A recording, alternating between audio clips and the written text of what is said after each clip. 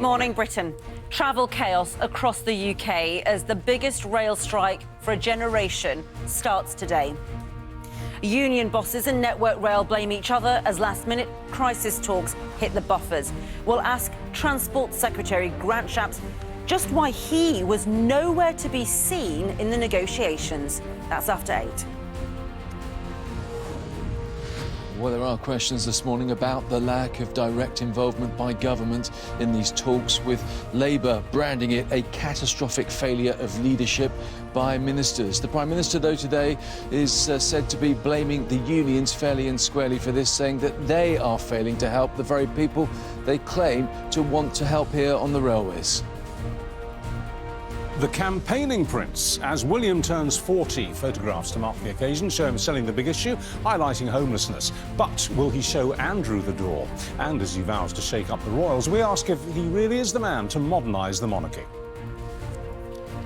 This week's Glastonbury will see its oldest pyramid stage lineup yet, with Paul McCartney, Robert Plant and Diana Ross all set to perform. Their combined ages total 231 years, so are we running out of new rock icons? Discussing that later. Talking about what, exactly? That what you did in Mexico was one step too far. That you're finished. What do you think? She's been Miss Moneypenny to Daniel Craig's Bond 3 times. But who would Naomi Harris choose as her next 007? Good morning to you from Stonehenge. Myself and 10,000 people have come to witness the sunrise on the summer solstice. And the weather got the memo. Another dry, sunny, warm one ahead with top temperatures into the mid-20s. I'll have all the details of that and more coming up on Good Morning Britain. Tuesday, 21st of June, 2022. Live from Television Centre in London. This is Good Morning Britain with Ranvir Singh and Richard Madeley.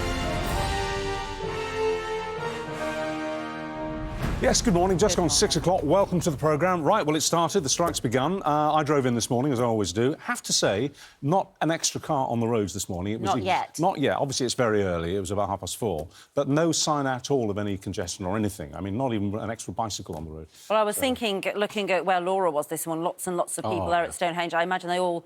Many of them, it's so out, you came by train yesterday. They arrived yesterday, That'll be the thing. And, of course, it started already. We've had Karen on Twitter getting in touch with this morning, saying we need to get to the O2 from Essex. That's the O2, you know... The centre. The centre, yeah. We need to get to the O2 from Essex or lose the £300 we've paid to see Queen, the band.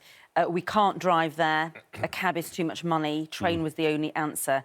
I'm in absolute tears. Of course, these tickets have been booked a year in advance and so on, with no idea that these strikes were coming up. You know, there are other people who may be able to work from home. You might be able to be working around it this week. David Blunkett's come out very strongly against the strike. He's basically said that this is worker on worker. He's saying that the rail union is actually damaging other workers, and it's a sort of an internecine class war, and he's been very strong about that. We'll be talking to the RMT leader a little bit later in the programme, and also asking him, because this thing keeps floating around about Lynch, is he a Marxist? He's been accused of being a Marxist. I don't think anyone's actually asked him if he is, so we will, because if he is, that's significant politically. But we'll get to that later in the show. So the Prime Minister will call for a sensible compromise to end the largest rail strike in 30 years, which, of course, is now underway. Thousands of staff at Network Rail and 13 rail operators have walked out today. They'll do it again on Thursday and then again on Saturday. Of course, there were these last-ditch talks yesterday. But I think had they even gone reasonably well, we wouldn't have got away with it today. No, because they've done the rosters. These strikes would have definitely gone ahead today. Well, we have our correspondents all across the country with all the very latest this morning for you. We're going to be in Scotland, the Midlands, and for political reaction, we're obviously in Downing Street. But first, we're going to speak to our chief correspondent, Richard Gaisford. He's at King's Cross Station. Richard, as we just said, the union bosses and ministers are basically blaming each other for the strikes going ahead. What's your view? Well, the RMT came out last night and said that they've been in talks with Network Rail.